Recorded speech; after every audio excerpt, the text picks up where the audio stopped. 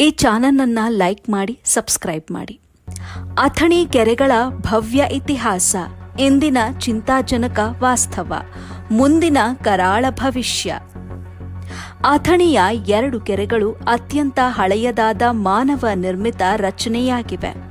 ಕೆರೆ ಅಂಗಳ, ಹಳ್ಳಗಳು, ತೋಬು, ಅಚ್ಚುಕಟ್ಟು ಮುಂತಾದ ಅನೇಕ ಅಂಗಗಳನ್ನೊಳಗೊಂಡ ಕೆರೆ ವ್ಯವಸ್ಥೆ ಬಹು ಉಪಯೋಗಿದ್ದು, ಮುಖ್ಯವಾಗಿ ನಿತ್ಯ ಬಳಕೆಗೆ ಕುಡಿಯುವ ನೀರು, ಅಂತರ್ಜಲ ಮಟ್ಟ ಕಾಪಾಡುವಿಕೆ, ಮೀನುಗಾರಿಕೆ, ಫಲವತ್ತಾದ ಹೂಳು ಮುಂತಾದ ಹಲವು ರೀತಿಯಲ್ಲಿ ಕೆರೆಗಳು ಉಪಯುಕ್ತವಾಗಿವೆ.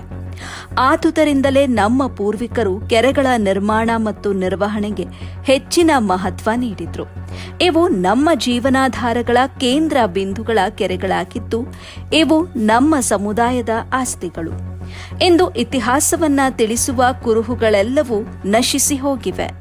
ಕುಡಿಯುವ ಕೆರೆಗೆ ಹರಿದು ಬರಲು ತೋಬಿನ ಕಲ್ಲಿನಲ್ಲಿ ಕಟ್ಟಿದ ರಾಜರ ಲಾಂಛನದ ಮೂಲಕ ಯಾರು ಆಳ್ವಿಕೆ ಮಾಡಿದ್ರು ಎಂಬುದು ತಿಳಿಯುತ್ತಿತ್ತು.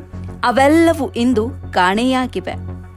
ನಮ್ಮ ಅಥಣಿ ಕೆರೆಗಳನ್ನ ಕೆರೆ ಅಭಿವೃದ್ಧಿ ಪ್ರಾಧಿಕಾರದ ನೆರವಿನಿಂದ ಕೋಟ್ಯಾಂತರ ಹಣ ವ್ಯಯಿಸಿ ಪ್ರವಾಸಿ ತಾಣವನ್ನಾಗಿ ಮಾಡಲಾಗುತ್ತಿದೆ. ಆದರೆ ಕೆರೆಗಳ ಸ್ಥಿತಿ ಚಿಂತಾಜನಕವಾಗಿದೆ.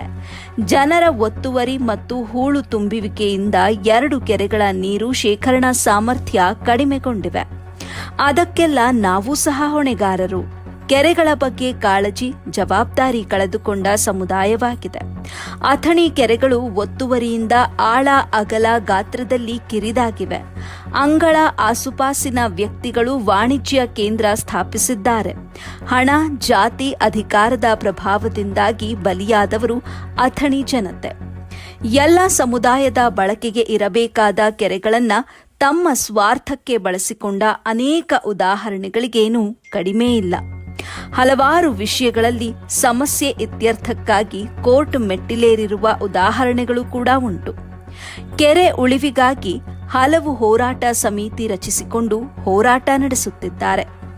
ಕೆರೆಗೆ ಹರಿದು ಬರುತ್ತಿರುವ ಅಥವಾ ಕೆರೆಯಿಂದ ನೀರು ಹರಿದು ಹೋಗುತ್ತಿರುವ ಸ್ವಾಭಾವಿಕ ಹರಿವುಗಳಿಗೆ ಯಾವುದೇ ಅಡ್ಡಿಯನ್ನ ಉಂಟು ಮಾಡಬಾರದು ಎಂಬ ಕಾನೂನು ಇದೆ.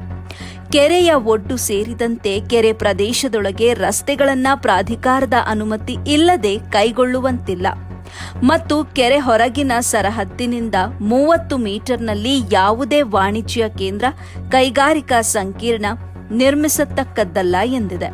ಆದರೆ ನಮ್ಮ ನರಸತ್ತ ಸ್ಥಳೀಯ ಆಡಳಿತ ವ್ಯವಸ್ಥೆ ಹದಗೆಟ್ಟು ಹಳ್ಳ ಹಿಡಿದಿದೆ. ಇನ್ನಾದರೂ ಸರ್ಕಾರ ಎಚ್ಚೆತ್ತು ಅಮೂಲ್ಯ ಸಂಪತ್ತನ್ನ ಕಾಪಾಡಬೇಕಿದೆ.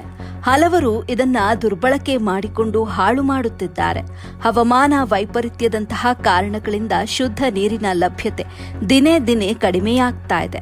ಇವುಗಳಿಂದ ನೇರವಾಗಿ ಜನರ ಆರೋಗ್ಯದ ಮೇಲೆ ಪರಿಣಾಮ ಕೂಡ ಉಂಟಾಗ್ತಾ ಇದೆ ಎಂಬುದು ಜಿಲ್ಲಾ ಹೋರಾಟ ಸಮಿತಿಯ ಸದಸ್ಯ ಪ್ರಶಾಂತ್ ಅವರ ಅಭಿಪ್ರಾಯವಾಗಿದೆ.